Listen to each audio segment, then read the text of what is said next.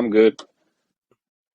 Let's do it. Big Jerm, thank you so much for being here and taking the time, man. How's Pittsburgh been treating you, boss? It's good. It was like 70 degrees today, which is weird. So No that was shit. nice. That's nice, man. Yeah, it's cold down here today in Arkansas. Yeah, it was like 30s Oh today. shit. Yeah, that's weird. Like my sister lives in Portland, and they got like 6 inches of snow, and then I got a friend in LA. He said it was like 50 degrees there, so it's weird that it was like 70 and sunny here today. But No, that is I'll weird. take it. So I've seen that you're a new homeowner in Pittsburgh. Is that right? Yeah, that's where I'm at right now. Yeah, man. How's that been going? It's cool. It's a pain in the ass, honestly. Like, I mean, it's like a good investment, but yeah, it's just always something to spend money on or whatever. 100%. You know what I mean? And I don't know how to do absolutely. shit. Like, I don't know how to I'm not like handy at all. So I just like pay somebody to do everything. So yeah, that's pretty much it. No, it's funny.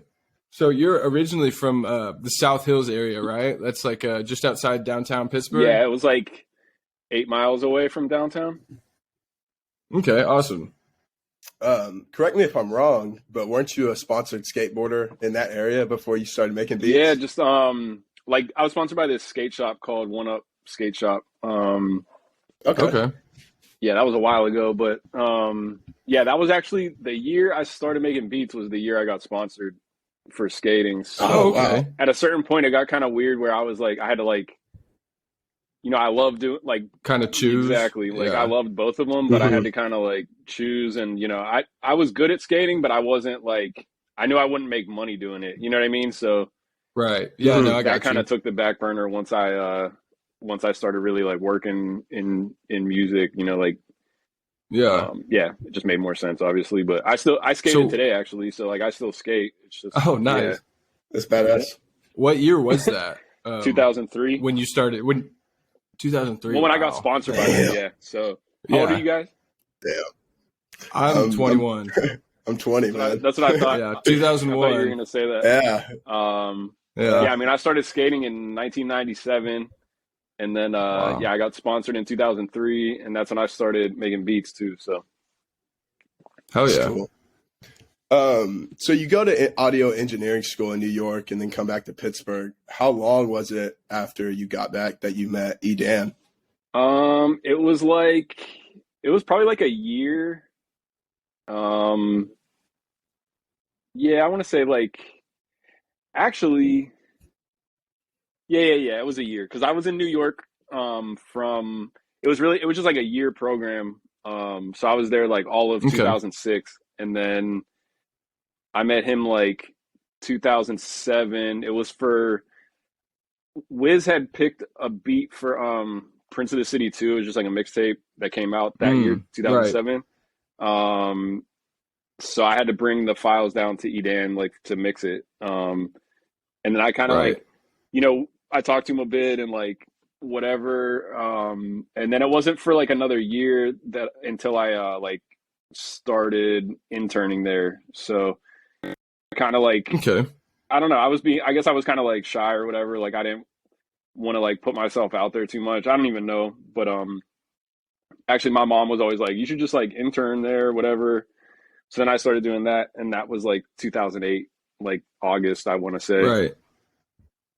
So, when you started interning there, isn't it true that Wiz also interned there around the same time? Like he was doing some odd jobs for like extra studio time? Yeah, I would say that was like a couple years before me, because by the time I got there, Okay. Okay. he was signed to like Warner Brothers back then. Like maybe I think he got signed in Oh, like wow. 2007. And that only lasted like a couple about a year years. before. Yeah. Yeah. So yeah, he was already kind of like, doing shit In the by the mix. time I got there. Yeah. But yeah, he did intern for a little bit, and then it was just like shit happened. Like it was clear he didn't need to be like cleaning the toilets. So Yeah, for sure. Yeah. Definitely. So like you said, just about your interning at ID Labs, just about a year. That's when you met Malcolm Miller, correct? yeah, he Could you tell us a little about your first interaction with him? Sorry oh, about you're that. good. Yeah, he hit me up on MySpace. So that's how long ago it was. That's Yeah. right. Yeah, it was probably, like I said, I started interning like 2008, like end of summer kind of thing. And then he probably hit me up like end of 2008, like early 2009, I want to say, um, Mm-hmm. on MySpace. And I had like, I don't, you guys are probably too young for MySpace anyway, but you could like have like a music Yeah. player. So like I would have like beats in there. Like, Right. so yeah, I mean, he hit me up on there, and then we did, that Just My Imagination song. I don't know if you remember that from the High Life. Mm-hmm. Yeah. That was like, The High Life. yeah, that Yeah. was like the first thing we did for the High Life. And yeah, I mean, he like his name was still Easy Mac at that point. So Right. Really? I Oh, yeah. I tell people this all the time. I definitely didn't like take him seriously at first. You know what I mean? He was like, Right. I was a little older. He was like he was probably like barely 17 at that point, I would say. Wow. Shit. Yeah, because he was born in 92. So yeah, he would have been like barely 17. So yeah, I was just like Oh, this yeah. little kid named Easy Mac. I just like didn't really take him seriously. But Yeah. yeah. So yeah, him coming in there in the beginning, I've heard you talk about before how he would bring stuff in like computer monitor, trying to trade it for studio time. I was wondering if you could tell one of those stories when he brought something in to trade. Yeah, it was just always something. It was like he tried to trade Edan some turntables to mix a song, and it's like I don't know where he got this shit. Like obviously, I mean, I had an idea, but it's just like it was just kind of funny. Right. It was like, and like, what do I need like some old computer monitor for? Like, you know what I mean? Yeah, Right. exactly. I'm like I was like Right. already a grown man basically. You know what I mean? Like I can't like, pay a bill with this monitor. You know what I'm saying? So No, for yeah, sure. so That's then we funny. kind of became like close enough where it was like I would always let him slide on studio time, like even like early on, where it was Mhm. like I wouldn't charge. Like he was one of the few people. Like I never really told people this, obviously back then, because it would have fucked business up for me. But Yeah. yeah, I mean, he was like one of the few people I like, let kind of slide on the rate. For sure. Mm-hmm. So you were talking about the High Life a little bit. That I know that mixtape came out in 2009. Was that the first project that y'all really worked on Mhm. together?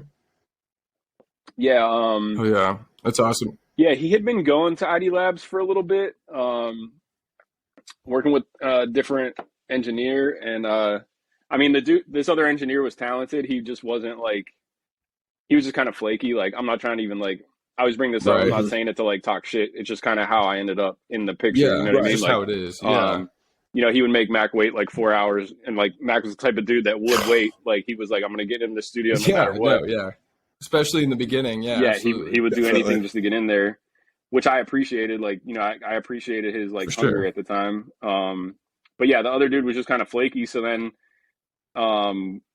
like spring of 2009, that engineer got in a car accident and like pretty bad, Oh, and okay. he like broke his leg, and like it was like a whole thing. And kind of Mhm. from then on, I was just there like all like 24/7 basically, and then it just Right. kind of went from there, like working with Mac, and then like like there were times like I tell the story all the time too, but there were times where like I'd be there recording other people throughout the day, and then Wiz would hit me up at like 10 p.m. You know what I mean? And then so then Mhm. I'm there till 7 in Yeah, the morning or whatever.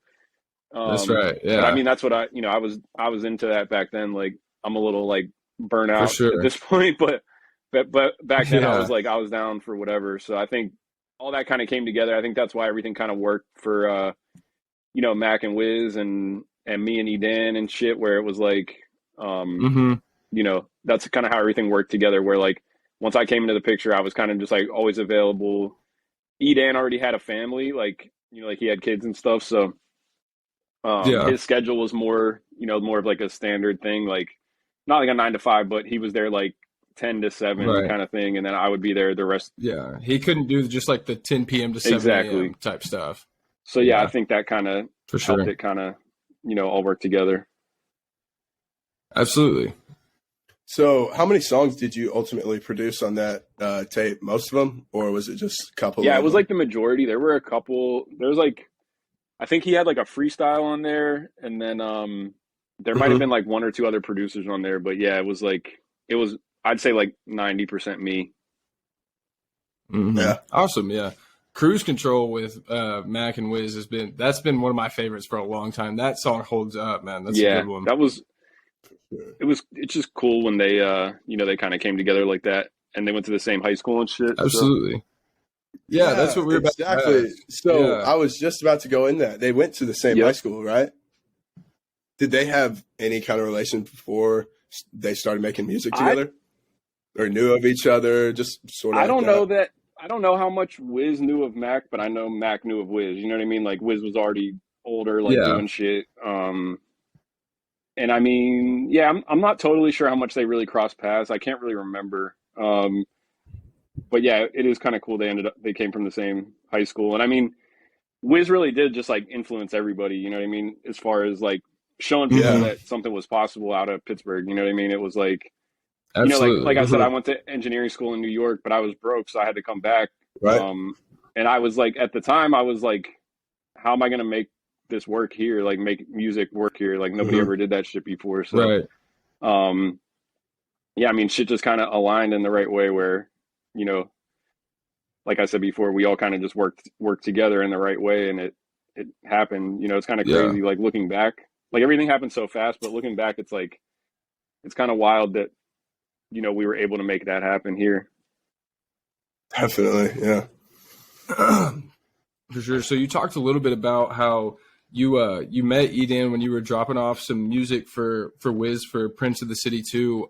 I was just wondering, like how many of those songs were beats that like you made, and just how involved you were with that project. Prince of the City 2, I only had one on there. That was like when I first, Okay. That was my first like real introduction to Wiz. Like I had done stuff. There's an artist in Pittsburgh named Boaz. He was on Rostrum too. Yeah, I've heard you talk about him before. He's a really good rapper. Like I think his sound, it's not as like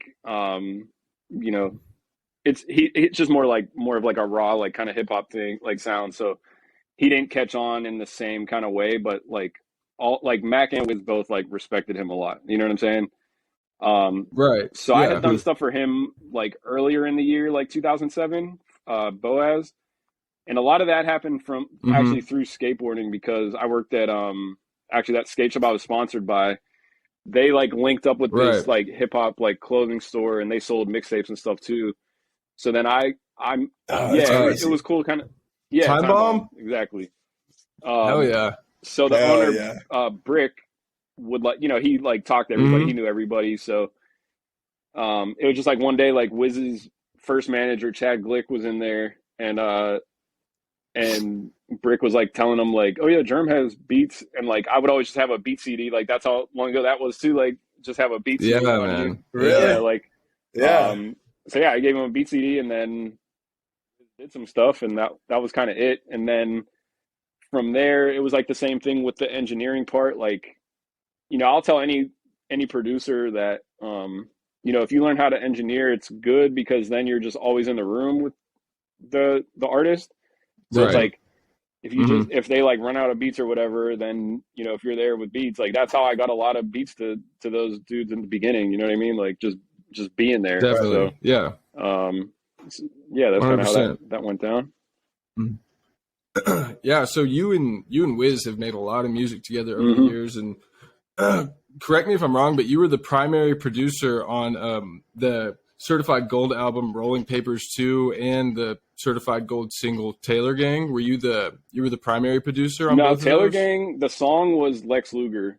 And then the album, me and Edan worked on that a lot.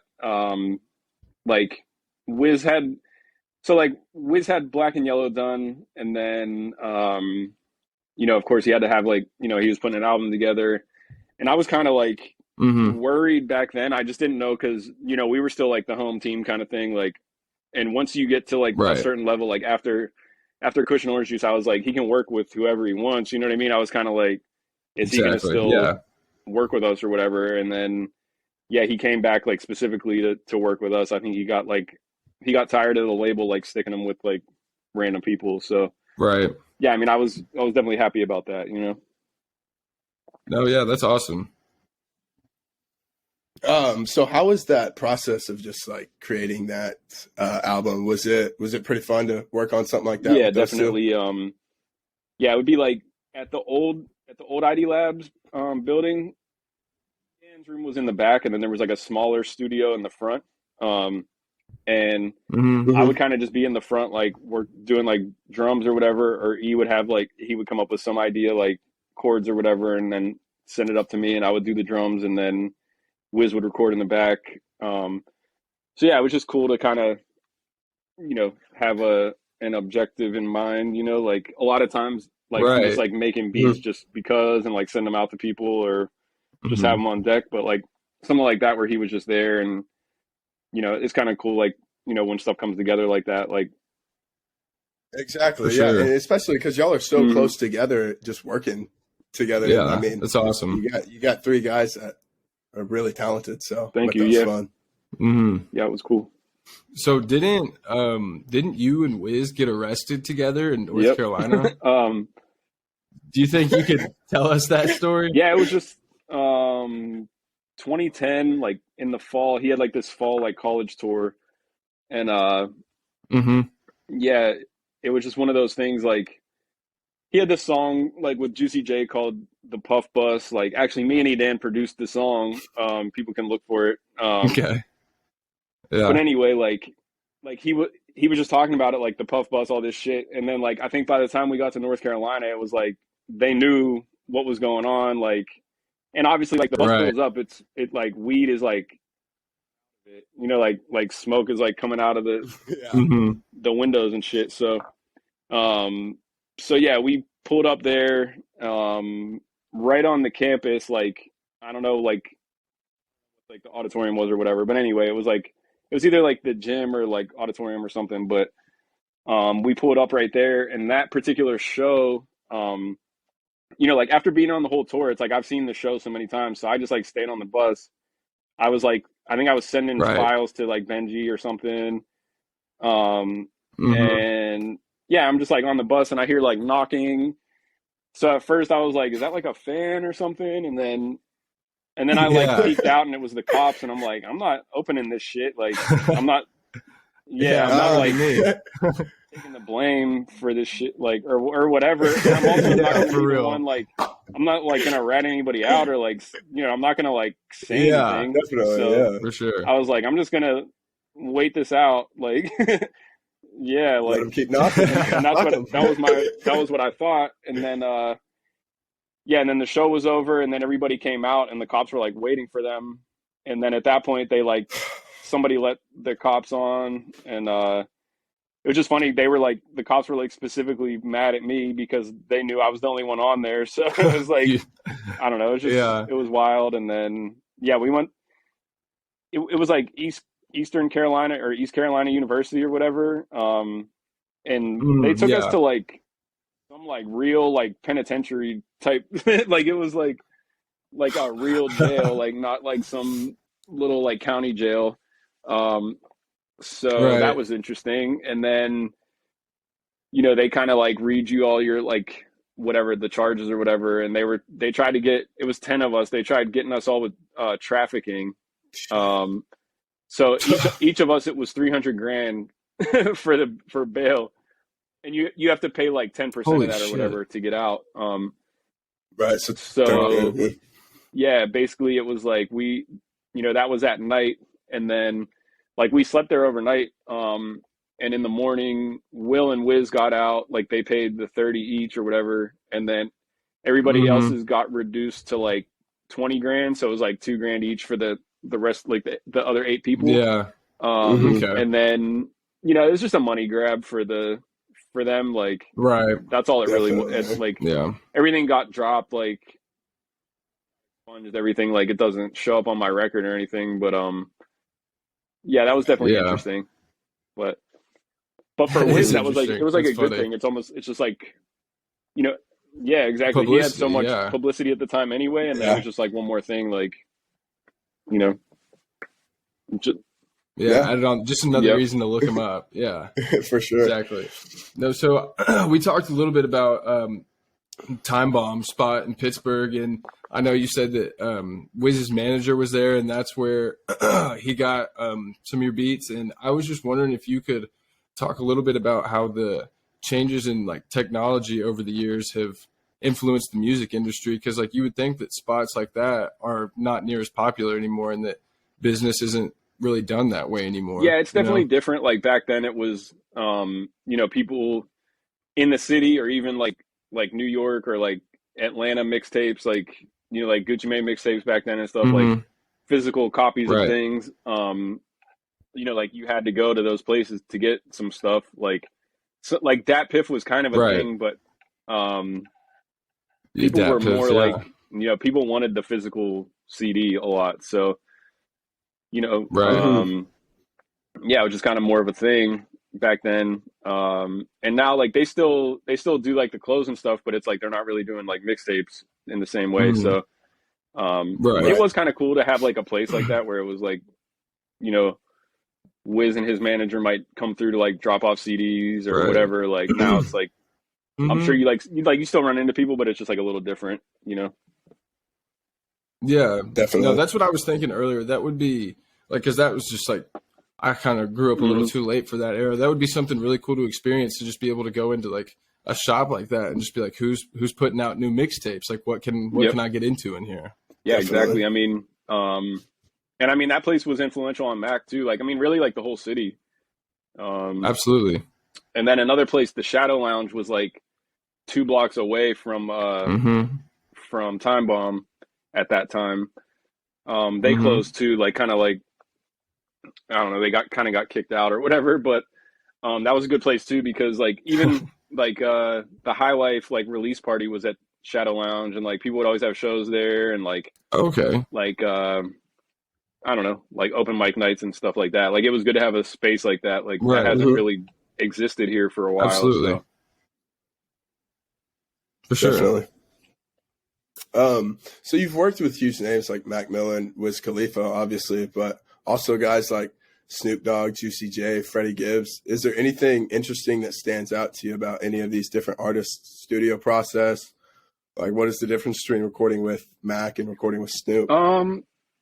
Not a whole lot, really. I mean, I met Snoop one time. We went to his he has like a whole like facility basically, and we went there one time. Like that was probably like 2012, but yeah, he was just like super cool, like laid back. You know what I mean? Like him and Wiz are so similar, just like even the way they look. You know what I'm saying? Like tall and skinny. I feel like they're probably like the same height. Like so yeah, it's just kind of cool. Those two like kind of clicked. Like once again, like I'm older than you guys, so I kind of grew up with like Snoop and shit like that. So it's cool to it was cool to meet him and Juicy J too. Like those people who have been around for a while. Like it's cool to, I never thought I would meet any of those people back in the day. You know what I mean? Like it's kind of crazy. For sure. So anyway, Was it kind of what you imagined? You grow up, you're seeing these guys, and then you finally get to meet them. You go out with them, stuff like that. Was it? Yeah, I mean, was it what you imagined? They've like all these people have been cool. You know what I mean? Like, nobody. There hasn't really been anybody I met where I was like disappointed in like their attitude or like, you know what I mean? Yeah, everybody's been pretty cool generally. So, definitely. Absolutely.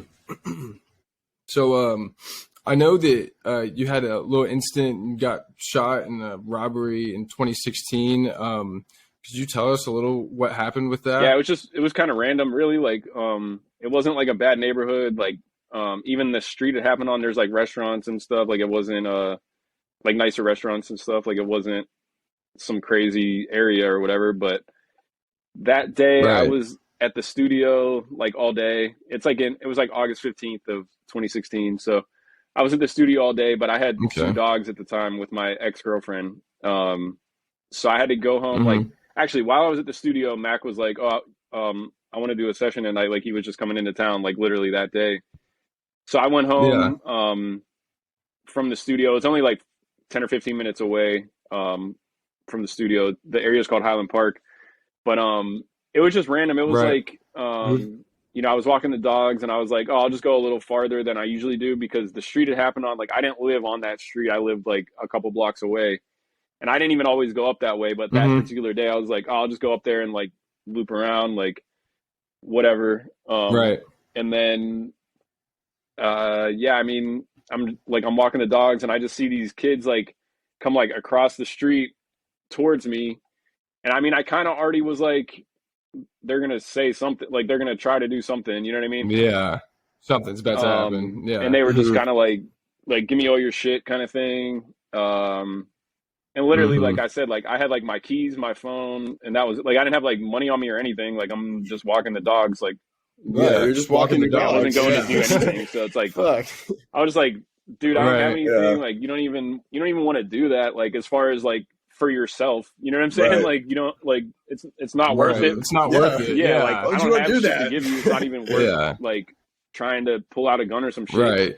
And I always tell this story, but I think, the kid like thought I was talking shit by saying that, like, you don't want to do that. You know what I mean? Like, I think he thought I was like, maybe the wording, whatever. And, yeah, he just pulled it out. He shot me like right here, kind of like chest, like shoulder. Damn. And it went straight through. But, where it came out, like it kind of like went sideways and it came out like that far from my spine. So like, it was close to being really bad. I just got lucky in a lot of ways. Like it was like a 22 or something. So like those little like caliber, like, you know, that kind of caliber bullet, they bounce around a lot. Apparently this is shit I didn't know, obviously, until it happened. But, they bounce around and like, they'll hit, you know, whatever, you know, organs and shit. So I got lucky the way it just went straight through. Like he was close enough to me that it just went straight out. Yeah, I just went clean through. You know, that happened on a Monday night, and then I was out on Friday. And then like 2 weeks later, I had a checkup and I had fluid in my lungs, so I had to go back into the hospital to like drain it or whatever. But after that, like you know, it's been 6.5 years, and there's like no real, like you can't even, like I said, it's such a small caliber bullet. Like you can't even really see where it happened. I have a worse scar from the chest. Which is kind of crazy. Oh, so yeah, I mean, I don't know. It's just one of those things. Like, I think for a while I was like, oh, I'll just like get back to work, like focus on music, whatever. But you know, it definitely did affect me more than I thought at the time. You know what I mean? And like, I record a lot of people in Pittsburgh, or at least I did at the time. You know what I mean? Like dudes that are into different shit and whatever. So like, I kind of have told this story before too, where it's like half of those, like a lot of those dudes were like, oh, you got shot one time. Like, it's not a big deal. You know what I'm saying? So like, I think I was trying to make that my mentality, but like in reality, it, you know, it definitely fucked with me. Like I still, you know, there's certain shit, like I overthink shit a little bit or whatever. It's like, for sure, just shit like that's random. It'll definitely like make you think, you know, so. Yeah, kind of pop up on you, make you not want to do something. Yeah, I hear you. Did they ever find the guy that did it? Basically, like there were like some cops, like detectives or whatever, that came to the hospital, and I honestly think like when they realized that I was going to be like okay, they were I never saw them again. You know what I mean? Like they didn't really care. I feel and the thing about that too, like you know, like in America, that sucks is like, you know, somebody did something to me, like I had insurance and stuff, but like, it's like somebody did something to me and then I'm stuck paying for, you know what I mean? Like getting shot for no reason, you know what I mean? Yeah, no. Yeah. Right. Yeah, you did zero wrong. Yeah. Like if I didn't have insurance, it would have been like 250 grand. Yeah. Oh my God. So. That's insane. Yeah. Just for walking your dogs. Wow. Yeah, for real. That's wild. I've heard you talk a little bit about before how Mac was first one to the hospital and how he had Ariana Grande with him, and wasn't that your very first time to like officially meet her? 'Cause that day, like I said, he hit me up when I was at the studio, and he was like, "Yeah, we're landing whenever, like whatever time." Like I think it was like 8 or something. That's why I like left when I did, and you know, went back to walk the dogs, and I was just gonna go straight back to the studio. and I was like Mhm. excited. I was like, oh, maybe I'll get a song with her or some shit. You know what I mean? Like, Yeah, for and real. then I'm yeah, that shit saying. happened, and then yeah, and the other funny part too, not really funny, but like interesting part is that like that was her first like she had never Yeah. been to Pittsburgh before. That was her first like impression of Pittsburgh is like Right. his Right. friend got shot. You know what I'm Yeah. saying? So she was like, I think she was kind of like freaked Yeah. out, but yeah, A little rattled. Yeah. yep, That's funny. So you ended up moving to LA with yep. Mac for a little while after Actually, that, like when right? I was How'd you cool, like like it out there? I used to go out there a lot because like Wiz moved out there pretty early. Like Wiz moved out there like early Right. 2011. You know what I mean? Like he comes back to Pittsburgh and stuff, but Hmm. he's been living there for a long time. And then Mac kind of did the same thing. Like I think 2012 Mac moved out there, or 2013 something. But anyway, yeah. So I had been out there a lot, and I had a publishing deal, you know, with this company called Songs. They're not even it's not even a company anymore, but so like I would do trips out there and like work with different artists and whatever. So I had been out there a lot, and like LA's cool. It's not totally for me. I feel like you know it would have been better Hmm. for my career if Definitely. I you know stayed like moved out there early on. But yeah, I don't know. Just being Yeah. from Pittsburgh, it's like more it's like slower here. Like people are more kind of For like sure. genuine. Like I'm not trying to shit on anybody from LA, but it's just more like Definitely. that music industry shit is just not really for me. Which, like I said, is Hmm. probably like not good for my career, but whatever, it is what it is. So yeah, like when I was in the hospital, like that, like Mac, like literally said then, like you should just come out to LA or whatever, and I was like, I don't know, we'll see. And then I asked him again, like if he was serious, and then so like right after, actually, it was like right after, it was between Christmas and New Year's that I drove from Pittsburgh to LA with like all my shit. Oh wow. It's How like long of a 36 drive is hours. that? Um, so yeah, I did like Mighty man. the first day I did like 14 Oh, hours and then like 12 the next day. And then, you know, I basically did it in like 3 days. Um, Yeah. and yeah, that shit sucked, but, um, it was kind Yeah. of like the only way to make it work. Um, just cause I was like, Hmm.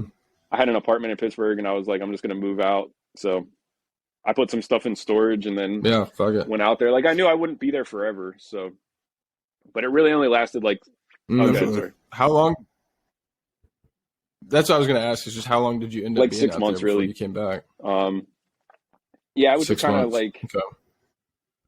Mac was getting clean at that point, and I think he wasn't. I think in my head I was Right. like, oh, I'm gonna go out here like, you know, Mac works so hard on music all the time, so I was like, I'm gonna go out here and we'll just, you know, we'll just be working on music every day, like living in the same house, whatever. And then Right. I think he was getting clean at the time, and I think he kind of was in his head like, I can't be creative without whatever. So Hmm. yeah, we didn't do as much as I thought we would, and then towards the end he was kind of like going to the studio like elsewhere, and I would just be like sitting at the house. You know what I mean? It just kind of like I just kind of got to the point where like Yeah. um I was just like kind of over it, and I think I was like honestly from the shooting and shit, I was like kind of depressed like more than I thought I was, I guess. Like I was just kind of like in Hmm. my own little world, so I didn't get out as much as I should have while I was Right. Hmm. there. Just like a bunch of shit like that. Hmm. So For yeah, sure. it wasn't the most productive like time, but yeah, it was good to get out of here for a Absolutely. little bit. But For sure. So one project that is not mentioned near as much as I feel like it should be, 'cause I'm a huge fan of it, is the You EP by Larry Lovestein and the Velvet Revival. And I was really wondering if you could tell us any about how the or where the name I'll Larry be totally Lovestein came honest, like from. I didn't have a whole lot to do with that one because that was like Yeah. when he first moved to LA. He started working with Josh Berg at Josh Berg was at Paramount Yeah. Studios, and then Mac just became comfortable with him, and Okay. then he would be at I don't, you know that the house on the TV show The Sanctuary, like that studio. Josh Yeah, would yeah, come yeah. over there, so that's Mm-hmm. kind of when all that happened. Like I would go out and like do stuff with them, Okay. and I kind of helped Max set that studio up at the beginning. Right. But yeah, I didn't live out there, Mm-hmm. so I wasn't like good. Okay. Yeah, because that was like Yeah, 2012, right? I think so. Yeah, 2012, like right 13, I around think. when he first Yeah. moved out there. So yeah, I wasn't like Yeah. a whole Mhm. big part of that, honestly. Okay. Have correct me if I'm wrong, but have you said before that Swimming would probably be your favorite I Mac think Miller Good AM album? actually. Um, Good just AM? because, Okay, just for absolutely. me, like more of a personal thing. It was like we we didn't have like a full on like falling out, but like when he first moved to LA, it was like we grew apart a little bit, and there were like a few like business things that happened. Like I don't really Mhm. want to go into detail, but just like kind of business kind of stuff where Yeah, it was Mhm. like it it's came cool. in between like our friendship, and then Mm-hmm. kind of like 2014, like he came back for Thanksgiving. Like he would always come back for like Thanksgiving and Christmas and stuff. And then obviously would want to get in the studio. Right. So like we kind of, became closer at that point, but obviously like we weren't living in the same place. And Right. then 2015 was when he started like in the summer, like spring and summer, he started working on Good AM. But he was in Pittsburgh like that whole time. I mean, he had like other stuff to do because he was busy, but Mm-hmm. he was in Pittsburgh a lot. Yeah, we just kind of became closer again, and like yeah, it was just like a good time, I guess. Like we were um Mhm. Mm-hmm. yeah, just like we would be in the studio all day and then like go to the bar like every night type of shit. Um and I don't know, it was just Yeah. fun. That's really it. It was just like natural, back to kind of how Yeah. it Mhm. was before he was famous. Mm-hmm. So Yeah. While we're talking about that album, could you tell me a little bit about the process behind making the song "Perfect Circle" slash Godspeed? That one's been one of my all-time favorites for a long time, and that just I've always wondered just the creative process behind that, and because it just sounds so like personal, I yeah, I don't guess. know. I want to say like Jameson was involved. um, Mm-hmm. like Yeah, the for sure. um, Yeah. but Yeah. We got it. yeah, I don't know. I can't like remember a whole lot, but yeah, I mean, it was just kind of like I think he became more comfortable being himself. Like I think at the beginning, like Mm-hmm. with like Blue Slide Park, like it got like bad reviews, like whatever. He Yeah. was like an easy target back in the day. Mm-hmm.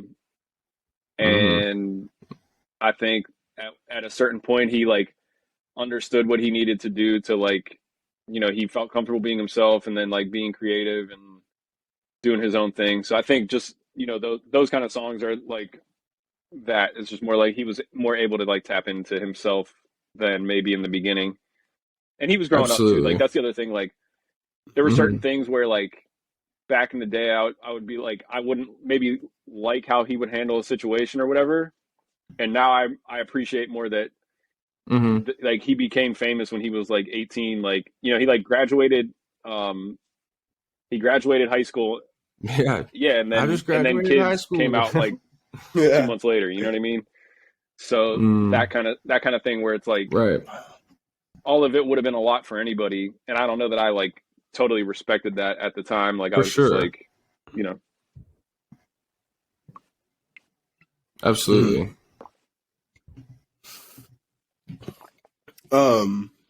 When it comes to your creative process, when you're going to make a beat, do you sit down with a plan of what you want to do, or does it just kind of come to you it's and you kind of roll with always it? different. And one thing I definitely, like just from doing this for a long time, like I don't force it. And like I'm not out Hmm. here like chasing like a pop song or like some shit that's not me. You know what I mean? Like, um, Right. which whatever for Exactly. better or worse, but yeah, it's just one of those things. Like I don't force it. Like I never sit down and I'm like, oh, I have to make a beat today. Like today like I mix songs for Yeah. artists too. So like today I had to like mix a bunch of stuff, and Mm-hmm.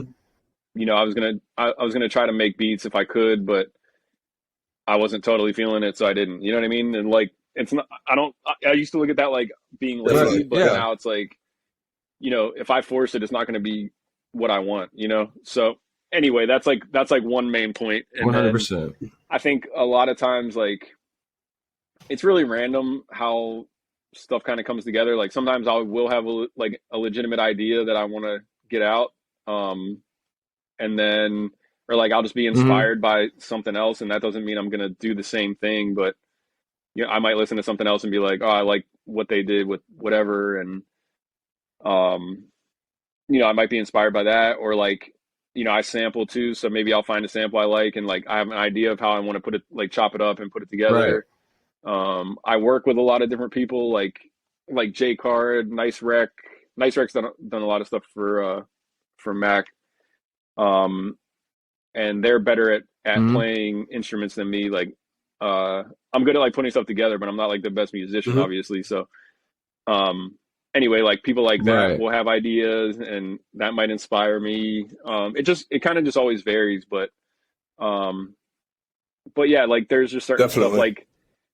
like with Mac, like sometimes it would be like Best Day Ever, like bonus, that song. That was like Mm-hmm. something like that. It was like I had that sample for years, and then I was just like messing with it that day, and he happened to be there, and then Edan put like bass on it, Mm-hmm. and then like that was it. And it's like that easy sometimes, and then other times it's It's like awesome. hard work. Yeah. So Takes a little more time. Yeah. Right. Absolutely. So I've been seeing all the beats that you've been posting on Instagram in the last week or so. Do you have any those upcoming specific projects ones that that you I can tell us just about? posted, like Wiz and Snoop are working right now. So I wanted to do like some super like West Coast sounding Mm-hmm. shit, and Okay. those ones are me and J Card, and I was Hell like, Yeah. yeah. those are like specifically like we made those specifically for like Wiz and Snoop. So I'm hoping, you know what I mean? I That's haven't heard badass. anything, but that's Mm-hmm. how it goes a lot, where it's like Right. Definitely. I won't hear anything, and then it'll be like, For oh, it's sure. coming out like in a month or like next week or whatever, you know what I mean? So Yeah. Right. Yeah. yeah, It's like, all right, thanks. So Gotta Yeah. get to work. yeah, I just trying Yeah. to do those, do stuff like No, that that's for them, awesome. and hopefully, For Mhm. sure. Definitely. So just, you've had a great career. If you could start over from day one, if anything, would you do anything differently? Yeah, definitely. You had the Like choice to. I actually do have social anxiety. Like, so like certain things, like putting myself in, Mhm. even just like being in the studio with people that I don't really know or Certain whatever. Like, crowds. Yeah, I think I would like for push sure. myself a little more in that regard. And then like, I also think Mm-hmm. when Okay. shit was like first popping off for like Mac and Wiz, like there were like a couple years there, I probably should have like just moved to LA, like Mm-hmm. for real. But Definitely. it is what it is. I Yeah. mean, you never know. Um, No, man, No, I hear you. you've been killing it. Oh, for We've been sure. I big fans appreciate for it. a long time, man. It's Definitely. we've been really trying not to fanboy out on you, man, but Yeah. we've been nervous about this one. We've been big fans, but For sure. wrapping it up a little bit here, we love asking guys this question. If we're out at a bar, you're up next for karaoke. I hand you the mic. What are you singing? Nothing. Nah, you gotta give us one. You gotta give us one. it's What funny. song would Well, you produce I'll say then? How about the that? What karaoke song would one, you just tell like someone if to I was like play? super drunk and you got me up there, it would be like Yeah. Kill a Cam by Cameron or something like that. And that's Okay. another Oh, thing yeah, that me for and Wiz sure. bonded on back No, in the that's day. Was awesome. like we both like Cameron and like Dipset a lot. So, but yeah, like that's just like Mm-hmm. the shit For that sure. got me into Dude, making that's beats. awesome. Like I always say, like Heat Makers and Just Blaze and Kanye, like back in those days, like that's what made me want to start making Mm-hmm. beats. So probably something like that. Absolutely, Mhm. man. Rock, you got any more questions? Like I said, you've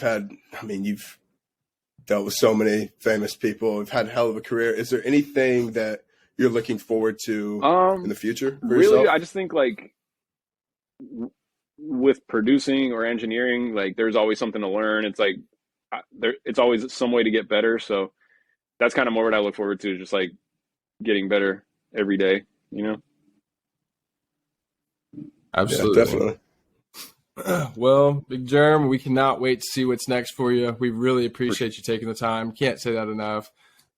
Really just couldn't be more excited to have talked to Thank you. you. I Pittsburgh appreciate legend, you. man. We really appreciate it. Definitely. All right, Yes, sir. have a man. good one. We'll see you next time.